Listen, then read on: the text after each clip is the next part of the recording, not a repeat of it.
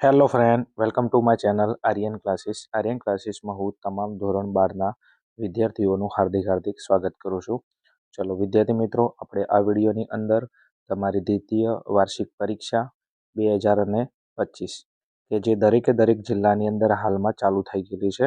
તો તમારી પરીક્ષા માટે આપણે આ વિડીયોની અંદર અતિ મોસ્ટ આઈએમપી પ્રશ્નપત્રનું સોલ્યુશન કરવાના છીએ કે જે તમારી હાલમાં ગુજરાતના દરેક જિલ્લાની અંદર દ્વિતીય વાર્ષિક પરીક્ષા 2026 ચાલુ જ થઈ ગયેલી છે.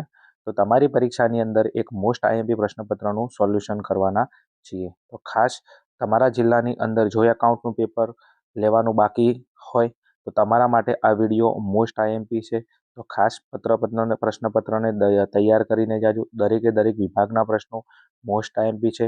તમે આ પ્રશ્નપત્રને મોસ્ટ આઈએમપી પ્રશ્નપત્ર તરીકે તૈયાર કરી શકો છો. ચલો જોઈશું આપણે પ્રશ્નપત્ર. તમે જોશો તો ધોરણ 12 વિષયનામાના મૂળ તત્વો એટલે તમારું એકાઉન્ટનું પેપર છે. હવે આપણે સીધા પ્રશ્નપત્ર ઉપર આવતા રહીશું. પ્રશ્નપત્રની અંદર આપણે જોઈશું તો વિભાગે આપણને ખબર છે કેટલા ગુણનો આવે છે, 20 ગુણનો આવે છે. ઓકે, અને વિભાગ એની અંદર તમને પ્રશ્ન નંબર 1 આપેલો છે. એબીસીનું મૂડીનું પ્રમાણ છે 3:2:1. હવે તમે જોશો વિદ્યાર્થી મિત્રો, અહીંયા આપણે મૂડીનું પ્રમાણ આપેલું છે. વેચણી પાત્ર નફો 66,000 હોય. વેચણી પાત્ર નફો 66,000 હોય તો સીને કેટલો નફો મળે? હવે તમે જોશો અહીંયા મૂડીનું પ્રમાણ આપેલું છે. મૂડીના પ્રમાણમાં કોઈ દિવસ નફો નુકસાન વેચાય નહીં, તો આપણે મૂડીના પ્રમાણને ઇગ્નોર કરી દઈશું. હવે મૂડીનું પ્રમાણ આપેલું તો એને ઇગ્નોર કરી દીધું. તો આ 66,000 નફો કયા હિસ્સે વેચીશું? તો 66,000 નફો આપણે વેચીશું 1:1:1 સરખે હિસ્સે નફો વેચીશું. ઓકે, એટલે આ 66,000 છે, દરેક ભાગીદારને સરખી રકમ મળશે. તો 66,000 ભાગ્યા 3 કરશો તો દરેક ભાગીદારને કેટલી રકમ મળશે? 22,000 રૂપિયા રકમ મળશે સરખે હિસ્સે. તો અહીંયા કીધું સીને કેટલો નફો મળશે? તો સીને નફાની અંદરથી 22,000 રૂપિયા મળશે. સરખે હિસ્સે નફો વેચવાનો. જો નફા નુકસાનનું પ્રમાણ આપેલું હોય તો નફો નફા નુકસાનના પ્રમાણમાં વેચવાનો થાય, પણ અહીંયા મૂડીનું પ્રમાણ આપેલું છે તો નફો આપણો સરખે હિસ્સે વેચીશું. તો દરેક ભાગીદારને કેટલી રકમ મળશે? 22. એને 22, બીને 22 અને સીને 22,000 રૂપિયા મળશે. ચલો આગળ જાઉં છે નેક્સ્ટ પ્રશ્નપત્ર, પ્રશ્ન નંબર 2 ઉપર. ચાલુ ખાતાના ઉધાર બાકીનું વ્યાજ પેઢી માટે શું ગણાય છે? આવો પ્રશ્ન આવે તો ખાસ પહેલા સમજી લેવાનું પ્રશ્ન શું પૂછ્યો છે. ભાગીદારના ચાલુ ખાતાની ઉધાર બાકીનું વ્યાજ પેઢી માટે શું ગણાય છે? ચાલુ ખાતાની ઉધાર બાકી તો ભાગીદારે પેઢીમાંથી પૈસા લીધેલા છે તો એનું વ્યાજ ભાગીદારે પેઢીને આલવું પડે. તો આ પેઢી માટે શું ગણાય છે? પેઢી માટે આવક ગણાય છે. અને જો ભાગીદાર માટે પૂછેલું હોત તો ખર્ચા હોત. ઓકે, પણ અહીંયા આપણે કીધું છે પેઢી માટે શું ગણાય છે? તો ચાલુ ખાતાની ઉધાર બાકીનું વ્યાજ એ પેઢી માટે શું ગણાય છે? આવક. કારણ કે ભાગીદારે પેઢીમાંથી પૈસા લીધેલા હોય તો સીધી વાત છે ભાગીદારે પેઢીને વ્યાજ આપવું પડે, તો પેઢી માટે શું ગણાય છે? આવક ગણવામાં આવે છે. ચલો આગળ જઈએ આપણે પ્રશ્ન નંબર 3 ઉપર. પાઘડી એ કેવા પ્રકારની મિલકત છે? પાઘડી એ કેવા પ્રકારની મિલકત છે? ચવાઈ ગયેલો પ્રશ્ન છે પણ મોસ્ટ આઈએમપી પ્રશ્ન છે. ઓકે, પાઘડી એ કેવી મિલકત છે? અદ્રશ્ય મિલકત છે. ધંધાની પ્રતિષ્ઠા મૂલ્ય ધરાવતી અદ્રશ્ય મિલકત એટલે આપણી પાઘડી. એટલે પાઘડી કેવા પ્રકારની મિલકત છે? તો અદ્રશ્ય મિલકત છે. ચલો આગળ જઈએ આપણે પ્રશ્ન નંબર 4 ઉપર. જે ધંધામાં ઇજારાશાહી હોય ત્યાં પાઘડી કેવી હોય? તો ઇજારાશાહી એટલે શું પહેલા સમજો. ઇજારાશાહી એટલે એક જ વેપારી ધંધો લઈને બેઠો હોય, એના જેવા બીજામાં ધંધા ના હોય, એને ઇજારાશાહી કહેવાય. એક જ વેપારી બેઠો હોય, એના આવેજમાં એવા ધંધા ના હોય તો એ વેપારીનો શું કહેવાય? ઇજારો કહેવાય. ઇજારો હોય તો બધા ગ્રાહકો સ્વાભાવિક વાત છે કોની જોડે જવાના છે? એક જ વેપારી જોડે જવાના છે. તો એનું વેચાણ કેવું છે? વધારે. વેચાણ વધારે છે તેનો નફો કેવો છે? વધારે. નફો વધારે છે તેની પાઘડી કેવી છે? વધારે હશે. તો જે ધંધાની અંદર ઇજારાશાહી હોય ત્યાં પાઘડી કેવી હોય છે? વધુ હોય છે. અને ઇજારાશાહી ન હોય એટલે શું હોય? પૂર્ણ હરીફાઈ હોય તો પાઘડી કેવી હોત? ઓછી હોત. પણ ઇજારાશાહી હોય તો એક જ કોણ હોય? ઉત્પાદક એક જ વેચનાર હોય તો સીધી વાત છે બધા ગ્રાહકો એની જોડે. જો બધા ગ્રાહકો એની જોડે તેનું વેચાણ વધે, વેચાણ વધે નફો વધે, નફો વધે તો પાઘડી વધે. તો ઇજારાશાહી હોય ત્યાં પાઘડી કેવી આવે છે? વધુ આવે છે. ચલો આગળ વાત કરીએ પ્રશ્ન નંબર 5 ઉપર. ભાગીદારી પેઢીનું પુનર્ગઠન થાય ત્યારે ખાલી જગ્યા બનાવવામાં આવે છે. ભાગીદારી પેઢીનું પુનર્ગઠન થાય ત્યારે ખાલી જગ્યા બનાવવામાં આવે છે. તો ભાગીદારી પેઢીનું પુનર્ગઠન થાય ત્યારે શું બનાવે છે? નફા નુકસાન હવાલા ખાતું બનાવવામાં આવે છે. શું? નફા નુકસાન હવાલા ખાતું બનાવવામાં આવે છે. એનું બીજું નામ છે પુનઃમૂલ્યાંકન ખાતું. હવે તમે જો પુનર્ગઠનમાં મૂડી અનામત ખાતા ના હોય, ફાળવણી ખાતું તો ના આવે, નફા નુકસાન ખાતા ના આવે. તો પુનર્ગઠન થાય એટલે આપણને ખબર છે પુનઃમૂલ્યાંકન ખાતું આપણે બનાવશું. ઓકે, એનું બીજું નામ છે નફા નુકસાન હવાલા ખાતું. ઓકે, ચલો આગળ વાત કરીએ તો પ્રશ્ન નંબર 6 ઉપર પુનઃમૂલ્યાંકન ખાતાનો નફો નુકસાન કયા પ્રમાણમાં ભાગીદારો વચ્ચે વેચવામાં આવે છે? પુનઃમૂલ્યાંકન ખાતું જે નફા નુકસાન હવાલા ખાતું છે એનો નફો નુકસાન ભાગીદારો વચ્ચે કયા પ્રમાણમાં વેચવામાં આવે છે? તો ઓપ્શન નંબર ડી આપણો સાચો જવાબ છે, જૂના નફા નુકસાનના પ્રમાણમાં. તમને ખબર છે કોઈ પણ નફો થાય એ નફો હંમેશા જૂના નફા નુકસાનના પ્રમાણમાં જ વેચવામાં આવે. કોઈ પણ નફો થાય, પુનઃમૂલ્યાંકન ખાતાનો નફો હોય કે માલ મિલકત ખાતાનો નફો હોય કે ફાળવણી ખાતાનો નફો હોય, નફો હંમેશા જૂના પ્રમાણમાં વેચવામાં આવે. ચલો આગળ વાત કરીએ તો પ્રશ્ન નંબર 7 ઉપર હિસાબી ધોરણ 26 મુજબ ખાલી જગ્યા પાઘડી ચોપડે દર્શાવી શકાય નહીં. હિસાબી ધોરણ 26 મુજબ ખાલી જગ્યા પાઘડી ચોપડે દર્શાવી શકાય નહીં. તો જવાબ આવશે ઓપ્શન નંબર બી, સ્વમૂલ્યાંકન દ્વારા આંકવામાં આવેલી પાઘડી. જે મનસ્વી મૂલ્યાંકન, જે ભાગીદારો જાતે આંતરિક રીતે પાઘડી ધંધાની અંદરથી ઊભી કરે છે, સ્વમૂલ્યાંકન જાતે જે ભાગીદારો મળી અને જાતે પાઘડી ઊભી કરે છે, એ હિસાબી ધોરણ 26 મુજબ ધંધાના ચોપડે આ પાઘડી દર્શાવી શકાય નહીં. ચલો એના પછી પ્રશ્ન નંબર 8 પુનઃમૂલ્યાંકન ખાતાને ખાલી જગ્યા ખાતું કહેવામાં આવે છે. મોસ્ટ આઈએમપી સ્ટાર વાળો પ્રશ્ન તૈયાર કરીને જાજો, બેઠે બેઠો જોવા મળશે. પુનઃમૂલ્યાંકન ખાતાને ખાલી જગ્યા ખાતું પણ કહેવામાં આવે છે. તો જવાબમાં આવશે નફા નુકસાન હવાલા ખાતું. કયું આવશે? નફા નુકસાન હવાલા ખાતું. અને એવો પ્રશ્ન પૂછે આ કયા પ્રકારનું ખાતું છે? તો ઉપજ અને ખર્ચ પ્રકારનું. આવો પ્રશ્ન પૂછી લેવો તમને. પુનઃમૂલ્યાંકન ખાતાનું બીજું નામ પૂછે તો નફા નુકસાન હવાલા ખાતું. આ કયા પ્રકારનું ખાતું છે? તો ઉપજ ખર્ચ પ્રકારનું ખાતું છે. ઓકે, પુનઃમૂલ્યાંકનનું બીજું નામ નફા નુકસાન હવાલા ખાતું. આ કયા પ્રકારનું ખાતું છે? તો ઉપજ ખર્ચ પ્રકારનું ખાતું છે. બીજો એવો પ્રશ્ન પૂછાય તમને કે માલ મિલકત નિકાલ ખાતું. જે માલ મિલકત નિકાલ ખાતું છે એનું બીજું નામ પૂછે તો એનું બીજું નામ છે સંપાદન ખાતું. પ્રશ્ન રિલેટેડ છે, તૈયાર કરીને જાજો. તમારી બીજી પરીક્ષા અને બોર્ડની પરીક્ષામાં 1000% પ્રશ્ન જોવા મળશે. માલ મિલકત નિકાલ ખાતું તમને ખબર છે, ભાગીદારી પેઢીનું વિસર્જન થાય એટલે માલ મિલકત નિકાલ ખાતું બને. એનું બીજું નામ છે સંપાદન ખાતું. અને આ કયા પ્રકારનું ખાતું છે? તો આ આવશે આપણા ઉપજ અને ખર્ચ પ્રકારનું ખાતું છે. કયા પ્રકારનું છે? ઉપજ અને ખર્ચ પ્રકારનું ખાતું છે. ચલો આગળ વાત કરીએ. નેક્સ્ટ પ્રશ્ન નંબર આગળ આપણે વાત કરીએ તો 9 ની અંદર નિવૃત્ત ભાગીદારને આપવાની પાઘડી ખાલી જગ્યા તરીકે નોંધાય છે. જે ભાગીદાર નિવૃત્ત થાય છે એને પાઘડી કોણ આલે? તો બાકીના ચાલુ ભાગીદારો આલે. કયા પ્રમાણમાં આપે? લાભના પ્રમાણમાં આલે. ચાલુ ભાગીદારો પાઘડી આલે તો એમના મૂડી કે ચાલુ ખાતે શું થાય? ઉધાર થાય. અને કયા પ્રમાણમાં? લાભના પ્રમાણમાં. તો ઓપ્શન નંબર સી માં જો, બાકીના ભાગીદારના મૂડી ખાતાની ઉધાર બાજુ તેમના લાભના પ્રમાણમાં. નિવૃત્ત ભાગીદારને પાઘડી આલે કોણ?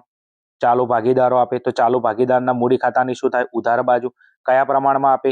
તો લાભના પ્રમાણમાં. જે જેટલો લાભ કરે એટલી પાઘડી નિવૃત્ત ભાગીદારને ચાલુ ભાગીદારે આપવી પડે. તો જવાબ આવશે ઓપ્શન નંબર સી, બાકીના ભાગીદારના મૂડી ખાતાની ઉધાર બાજુ લાભના પ્રમાણમાં. ઓકે, નિવૃત્તિ વખતે આપણને ખબર છે કે પાઘડી કોણ આલે? ચાલુ ભાગીદારો આલે. કયા પ્રમાણમાં? લાભના પ્રમાણમાં. નિવૃત્તિના દાખલામાં તમને ખબર છે લાભનું પ્રમાણ આપણે શોધીએ છીએ.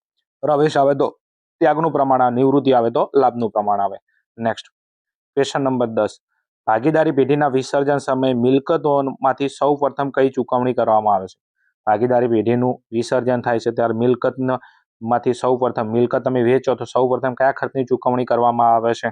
હવે આ ભાગીદારી પેઢીનું જે વિસર્જન થાય એમને ચૂકવણીનો ક્રમ તમારે બધો યાદ રાખવાનો. અહીંયા સૌ પ્રથમ કીધું છે તો શું આવશે? વિસર્જન ખર્ચ. જ્યારે ભાગીદારી પેઢીનું વિસર્જન થાય છે ત્યારે મિલકતોમાંથી સૌ પ્રથમ વિસર્જન ખર્ચ ચૂકવવાનો હોય છે. અને આ વિસર્જન ખર્ચ કોને ભોગવવાનો હોય છે? તો પેઢીએ.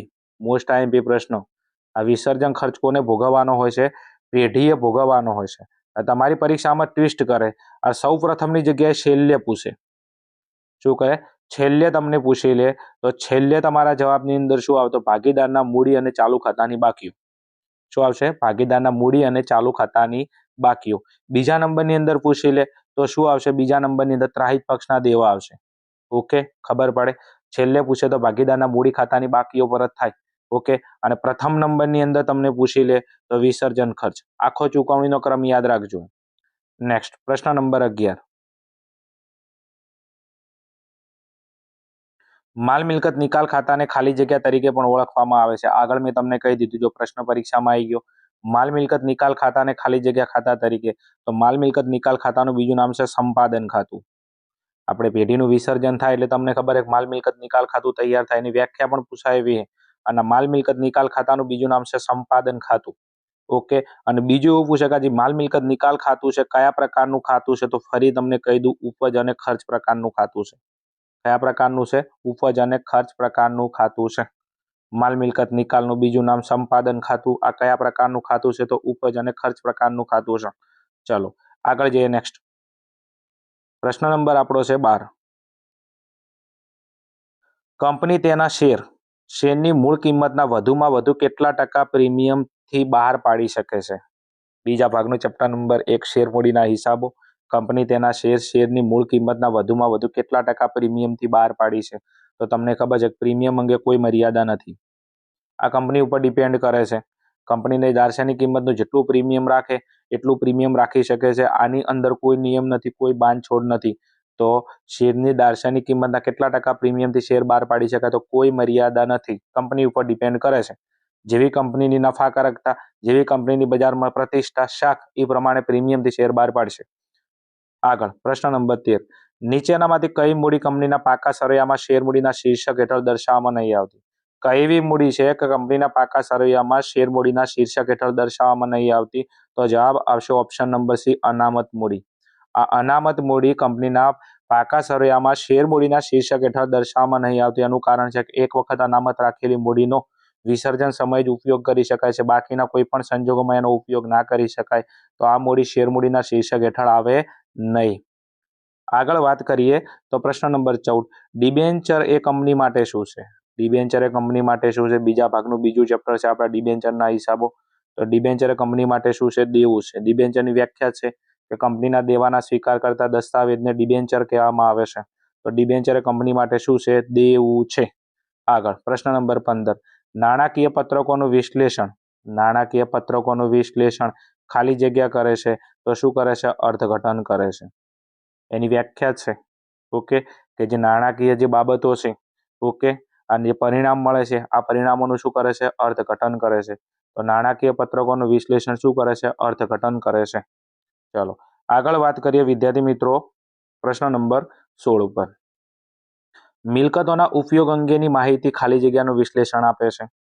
મિલકતોના ઉપયોગ અંગેની માહિતી ખાલી જગ્યાનું વિશ્લેષણ આપે છે. તમને ખબર છે કે આપણું જે વિશ્લેષણ છે 4 પ્રકારનું છે ઓકે. નંબર 1 પર નફાકારકતાનું વિશ્લેષણ છે, તરલતાનું વિશ્લેષણ છે, સદ્ધરતાનું વિશ્લેષણ છે, કાર્યક્ષમતાનું વિશ્લેષણ છે.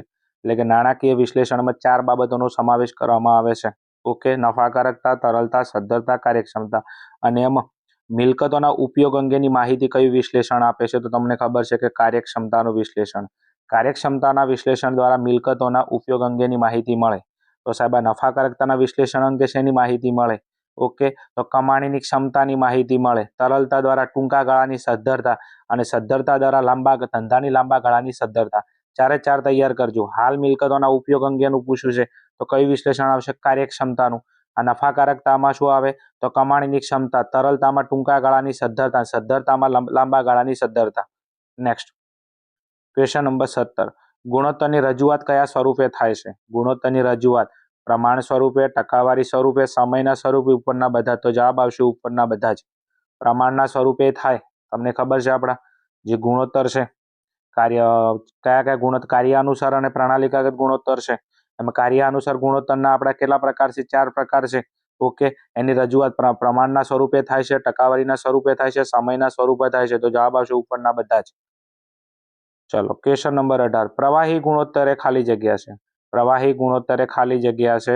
તો ઓપ્શન નંબર ડી સાચો જવાબ. તરલતાનું માપ છે. પ્રવાહી ગુણોત્તર એ શું છે? તો તરલતાનું માપ છે. આગળ ક્વેશ્ચન નંબર 19. રોકડ પ્રવાહ પત્રકમાં કેટલી પ્રવૃત્તિઓ હોય છે? ઓકે, આપણું છેલ્લું ચેપ્ટર છે રોકડ પ્રવાહ પત્રક. એની અંદર કેટલી પ્રવૃત્તિઓ? 3 પ્રવૃત્તિઓ હશે. વિભાગ બી માં પૂછાય કઈ 3 પ્રવૃત્તિઓ છે? ઓકે, તો કામગીરીની પ્રવૃત્તિઓ, રોકાણની પ્રવૃત્તિઓ અને નાણાકીય પ્રવૃત્તિઓ. રોકડ પ્રવાહ પત્રકમાં કેટલી પ્રવૃત્તિઓ? 3. કઈ કામગીરીની પ્રવૃત્તિઓ, રોકાણની પ્રવૃત્તિઓ અને નાણાકીય પ્રવૃત્તિઓ. આખું ચેપ્ટરમાં 3 પ્રવૃત્તિના દાખલા છે આપણને ખબર છે. 20. Question number 20. નીચેનામાંથી કોને નાણાકીય ખર્ચમાં સમાવેશ કરવામાં આવે છે? તો જવાબ આવશે ઓપ્શન નંબર ડી, વ્યાજનો ખર્ચ. ચવાઈ ગયેલો પ્રશ્ન છે પણ મોસ્ટ આઈએમપી છે. વારંવાર પ્રશ્ન પૂછાય છે. નાણાકીય ખર્ચ. નાણાકીય ખર્ચમાં તમને ખબર છે કે વ્યાજને લગતા તમામ ખર્ચા શેમાં આવે? નાણાકીય ખર્ચમાં આવે. નાણાકીય ખર્ચમાં યાદ રાખજો વ્યાજનો ખર્ચ. ચલો વિદ્યાર્થી મિત્રો, આ હતું આપણા વિભાગ એનું સોલ્યુશન ઓકે. આઈ હોપ, આશા રાખું છું કે દરેકે દરેક પ્રશ્નની અંદર તમને ખબર પડી છે. જો ખબર પડી હોય અને ચેનલ ઉપર નવા હો તો ચેનલને અચૂકથી સબસ્ક્રાઇબ કરજો. એનું કારણ છે કે પાટણ અને બનાસકાંઠા જિલ્લાની અંદર જેટલા પણ લેટેસ્ટ પેપર લેવામાં આવે છે એનું આપણે સૌપ્રથમ સચોટ સોલ્યુશન આપણી ચેનલ ઉપર આપવામાં આવે છે. તો ખાસ તમારી પરીક્ષાની અંદર તમારા રિઝલ્ટને વેસ્ટમાંથી પણ બેસ્ટ બનાવવું હોય તો અચૂકથી આપણી ચેનલને સબસ્ક્રાઇબ કરી નાખજો. જેટલા પણ પેપર નાખું છું ઓકે કોમર્સના દરેકે દરેક પેપરનું તમે સોલ્યુશન કરીને એકવાર વિડીયો જોઈને જાજો. તમારી પરીક્ષાની અંદર દરેકે દરેક વિભાગની અંદર તમને મોસ્ટ આઈએમપી પ્રશ્નો મળતા રહેશે. ઓકે, અને વિડીયો સારો લાગે તો પ્લીઝ એને લાઇક કરજો, કોમેન્ટ કરજો, તમારા મિત્રો સુધી શેર કરજો. ચલો આપણે વિભાગ બી ઉપર જઈએ. વિભાગ બી આપણને ખબર છે કે 10 ગુણનો આપણો વિભાગ આવે છે. એની અંદર આપણને ટોટલ 21 થી લઈ અને 30 પ્રશ્નો આપવામાં આવે છે. દરેક પ્રશ્નનો આપણને ખબર છે કે એક વાક્યમાં આપણે જવાબ લખવાનો હોય છે, પ્રત્યેકનો 1 ગુણ હોય છે. વિદ્યાર્થી મિત્રો ખાસ તમને કહી દઉં છું કે મારા ઓફલાઈન ક્લાસીસની અંદર કેટલાય વિદ્યાર્થીઓ એવા છે કે એકાઉન્ટની અંદર 95, 96, 97, 98, 99, 100 માંથી 100 માર્ક્સ આવે છે. ઓકે, નવીનતા વાળી કોઈ વાત નથી, બરોબર છે. એકાઉન્ટની અંદર 100 માંથી 100 લાવવા આવે છે, પણ વિભાગ એ અને બી ની અંદર બહુ ચોકસાઈ રાખવી પડે. એમાં વિભાગ બી ની અંદર ખાસ એમાં તો એક ટાઈમ તમને ઓપ્શન મળી જાય, પણ વિભાગ બી એક એવો વિભાગ છે કે જેની અંદર બરોબર છે તમને ગમે તેવો પ્રશ્ન પૂછી લે, તમારે ટુ ધ પોઈન્ટ સીધો જવાબ લખવાનો હોય છે. તો ખાસ તમારે બી ની અંદર બહુ ચોકસાઈ રાખવી પડે, એક એક પ્રશ્ન ઉપર ભાર આપવો પડે. જેટલા બી તમને પેપર મળે છે મેક્સિમમ તમારે પેપર સોલ્વ કરવા પડે તો તમે બીજી પરીક્ષા અને બોર્ડની પરીક્ષાની અંદર તમે 100 માંથી 100 માર્ક્સ લઈ શકો છો. એમ તો ખાસ ભાર આપજો એમ. ઓકે, ચલો વાત કરીએ આપણે પ્રશ્ન નંબર 21 ઉપર. પાઘડી એટલે શું? હું અહીંયા વ્યાખ્યા બોલું છું, ધ્યાન આપજો. તો ધંધાની પ્રતિષ્ઠા મૂલ્ય ધરાવતી અદ્રશ્ય મિલકતને પાઘડી કહેવામાં આવે છે. ધંધાની શું પ્રતિષ્ઠા મૂલ્ય ધરાવતી તમારી જે અદ્રશ્ય મિલકત છે, આ પ્રતિષ્ઠા મૂલ્ય ધરાવતી અદ્રશ્ય મિલકતને શું કહેવામાં આવે છે? પાઘડી કહેવામાં આવે છે. તૈયાર કરી નાખજો વ્યાખ્યા. આગળ વાત કરીએ નેક્સ્ટ વિદ્યાર્થી મિત્રો, તો પ્રશ્ન નંબર 22 છે. ભાગીદારી પેઢીનું પુનર્ગઠન એટલે શું? ભાગીદારી પેઢીનું પુનર્ગઠન એટલે શું? તો જુદા જુદા કારણોસર ભાગીદારી પેઢીમાં થતા ફેરફારને જુદા જુદા કારણોસર શું કીધું છે? જુદા જુદા કારણોસર ભાગીદારી પેઢીમાં થતા ફેરફારોને ભાગીદારી પેઢીનું પુનર્ગઠન કહેવામાં આવે છે. જુદા જુદા કારણોસર ભાગીદારી પેઢીમાં થતા ફેરફારોને ભાગીદારી પેઢીનું પુનર્ગઠન કહેવામાં આવે છે. તૈયાર કરી નાખજો, વ્યાખ્યા આઈએમપી છે. ચલો આગળ વાત કરીએ તો પ્રશ્ન નંબર 23 છે. ભાગીદારની નિવૃત્તિના સંજોગો જણાવો. તો ભાગીદારની નિવૃત્તિના તમને ખબર છે કે 2 સંજોગો છે. એક ભારતીય ભાગીદારી ધારા અનુસાર નિવૃત્તિ અને ભાગીદારના અંગત કારણોસર સ્વૈચ્છિક નિવૃત્તિ. ભાગીદારના નિવૃત્તિના કેટલા સંજોગો છે? 2 છે. એક ભારતીય ભાગીદારી ધારા અનુસાર નિવૃત્તિ અને ભાગીદારના અંગત કારણોસર સ્વૈચ્છિક નિવૃત્તિ. પ્રશ્ન તૈયાર કરી નાખજો. નેક્સ્ટ પ્રશ્ન નંબર 24 છે. મરજિયાત વિસર્જન એટલે શું? તો બધા ભાગીદારોની સર્વસંમતિથી, બધા ભાગીદારોની શું? સર્વસંમતિથી, આટલું યાદ રાખજો ખાસ. બધા ભાગીદારોની સર્વસંમતિથી ગમે તે સમયે જે વિસર્જન કરવામાં આવે છે તે વિસર્જનને મરજિયાત વિસર્જન કહેવામાં આવે છે. બધા ભાગીદારોની સર્વસંમતિથી જે વિસર્જન કરવામાં આવે છે તે વિસર્જનને મરજિયાત વિસર્જન કહેવામાં આવે છે. ટૂંકમાં બધા લોકોની શું હોવી જોઈએ? સર્વસંમતિ હોવી જોઈએ. અને બધા લોકો સર્વસંમતિ ધરાવતા હોય અને જે ભાગીદારી પેઢીનું વિસર્જન કરવામાં આવે છે તેને મરજિયાત વિસર્જન કહેવામાં આવે છે. આગળ પ્રશ્ન નંબર 25. માલ મિલકત નિકાલ ખાતાનો અર્થ સમજાવો. આગળ મેં કીધું હતું તમને વ્યાખ્યા પરીક્ષામાં આઈએમપી છે, તૈયાર કરજો. પહેલા તો આનું બીજું નામ શું છે? સંપાદન ખાતું. વ્યાખ્યા માલ મિલકત નિકાલ ખાતાનો અર્થ. તો ભાગીદારી પેઢીનું વિસર્જન થાય છે. ભાગીદારી પેઢીનું વિસર્જન થાય છે ત્યારે મિલકતો અને દેવાના હિસાબી અસરોના નિકાલ માટે, મિલકતો અને દેવાના હિસાબી અસરોના નિકાલ માટે પેઢીના ચોપડે જે ખાતું તૈયાર કરવામાં આવે છે તે ખાતાને માલ મિલકત નિકાલ ખાતું કહેવામાં આવે છે. ભાગીદારી પેઢીનું શું થાય? વિસર્જન થાય છે. વિસર્જન થાય એટલે આપણને ખબર છે કે મિલકતો વેચીને દેવા ચૂકવવાના હોય, એટલે કે મિલકતો અને દેવાના હિસાબી અસરોના નિકાલ માટે પેઢીના ચોપડે જે ખાતું તૈયાર કરવામાં આવે છે તે ખાતાને માલ મિલકત નિકાલ ખાતું કહેવામાં આવે છે. પ્રશ્ન નંબર 26. કંપની ધારા 2013 મુજબ કંપની કેટલા વર્ષની મુદતના ડિબેન્ચર બહાર પાડી શકે? કંપની ધારા 2013 મુજબ કંપની કેટલા વર્ષના ડિબેન્ચર બહાર પાડી શકે છે? તો જવાબ આવશે 10 વર્ષના. કેટલા વર્ષના? 10 વર્ષના. કંપની ધારા 2013 મુજબ આપણો નવો કંપની ધારો 2013 છે. કંપની કેટલા વર્ષના ડિબેન્ચર બહાર પાડી શકે? તો જવાબ આવશે 10 વર્ષ. કેટલા વર્ષ? 10 વર્ષના ડિબેન્ચર કંપની બહાર પાડી શકે છે. પ્રશ્ન નંબર 27. વેચાણ પડતર એટલે શું? વેચાણ પડતર એટલે શું? તો વપરાયેલ માલની પડતરમાં મજૂરી અને કારખાનાના ખર્ચા ઉમેરતા, વપરાયેલ માલની પડતરમાં મજૂરી અને કારખાનાના ખર્ચા ઉમેરતા જે પડતર મળે છે તેને વેચાણ પડતર કહેવામાં આવે છે. આપણા જોડે કઈ પડતર હોય? વપરાયેલ માલની પડતર હોય. આ વપરાયેલ માલની પડતરમાં મજૂરી પ્લસ કારખાનાના ખર્ચા, વપરાયેલ માલની પડતરમાં મજૂરી અને કારખાનાના ખર્ચા ઉમેરતા જે પડતર મળે છે તેને વેચાણ પડતર કહેવામાં આવે છે. ઓકે, એટલે વપરાયેલ માલની જે પડતર આવે મજૂરી અને કારખાનાના ખર્ચા ઉમેરતા જે પડતર મળે એને શું કહેવાય? વેચાણ પડતર કહેવામાં આવે છે. ચલો, પ્રશ્ન નંબર છે આપણો 28. વ્યાજ આવરણ ગુણોત્તર શું દર્શાવે છે? વ્યાજ આવરણ ગુણોત્તર શું દર્શાવે છે? ખાસ આપણા જે બીજા ભાગનું ચેપ્ટર નંબર 5 આપેલું છે ગુણોત્તરના હિસાબો. ઓકે, એટલે કે હિસાબી ગુણોત્તરમાં એમાં વ્યાજ અને આવરણ ગુણોત્તર છે. ઓકે, જે સદ્ધરતાના આપણે ગુણોત્તર આપેલા છે એમાં એક ગુણોત્તર છે વ્યાજ આવરણ ગુણોત્તર. આ શું દર્શાવે છે? તો હું કહું છું, શાંતિથી સાંભળજો. વ્યાજ અને વેરા પહેલાનો નફો. શું? વ્યાજ અને વેરા પહેલાનો નફો અને લાંબા ગાળાના દેવા પર વ્યાજ નો સંબંધ દર્શાવે છે. વ્યાજ આવરણ ગુણોત્તર શું દર્શાવે છે?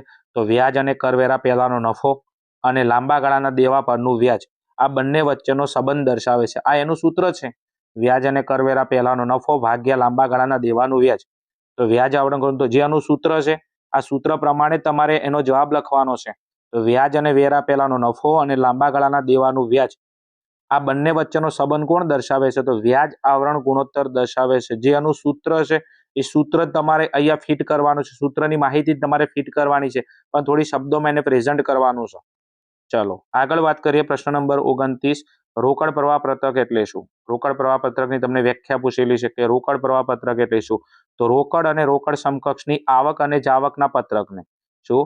રોકડ અને રોકડ સમકક્ષની આવક અને જાવકના પત્રકને રોકડ પ્રવાહ પત્રક કહેવામાં આવે છે. ધંધામાં જે રોકડ અને રોકડ સમકક્ષની જે આવક અને જાવક માટે જે પત્રક તૈયાર કરવામાં આવે છે એ પત્રકને શું કહેવામાં આવે છે? રોકડ પ્રવાહ પત્રક કહેવામાં આવે છે. બીજા ભાગનું આપણું છેલ્લું ચેપ્ટર છે રોકડ પ્રવાહ પત્રક. ચાલો એના પછી નેક્સ્ટ તમને પ્રશ્ન નંબર 30 આપેલો છે નાણાકીય પ્રવૃત્તિઓ એટલે શું? હું તમને 3 પ્રશ્નો આપી દઉં, એક નાણાકીય પ્રવૃત્તિઓ, એક રોકાણની પ્રવૃત્તિઓ અને કામગીરી પ્રવૃત્તિઓ. આ ત્રણે તેની વ્યાખ્યા તૈયાર કરીને જાજો. 1000% પરીક્ષામાં તમને એક વ્યાખ્યા જોવા મળશે.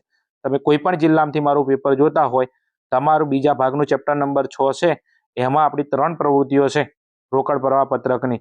કામગીરીની પ્રવૃત્તિઓ, રોકાણની પ્રવૃત્તિઓ, નાણાકીય પ્રવૃત્તિઓ, ત્રણે તેની વ્યાખ્યા તૈયાર કરજો. તમને તમારા પેપરની અંદર પ્રશ્ન નંબર 29 અથવા 30 ની અંદર કોઈ પણ જિલ્લામાં એક વ્યાખ્યા તમને 1000% જોવા મળશે. ચલો આપણે કઈ પૂછી છે? નાણાકીય પ્રવૃત્તિ. ચલો નાણાકીય પ્રવૃત્તિઓ એટલે શું? નાણાકીય પ્રવૃત્તિઓ એટલે પાકા સરવૈયામાં ઇક્વિટીને જવાબદારી બાજુ, પાકા સરવૈયામાં ઇક્વિટીને જવાબદારી બાજુ ચાલુ દીવા સિવાયની પ્રવૃત્તિઓ. શું? ચાલુ દેવા સિવાયની પ્રવૃત્તિઓને શું કહેવામાં આવે છે? નાણાકીય પ્રવૃત્તિઓ કહેવામાં આવે છે. ફરી બોલું છું, નાણાકીય પ્રવૃત્તિઓ એટલે પાકા સરવૈયામાં ઇક્વિટીને જવાબદારી બાજુ ચાલુ દેવા સિવાયની પ્રવૃત્તિઓને શું કહેવામાં આવે છે?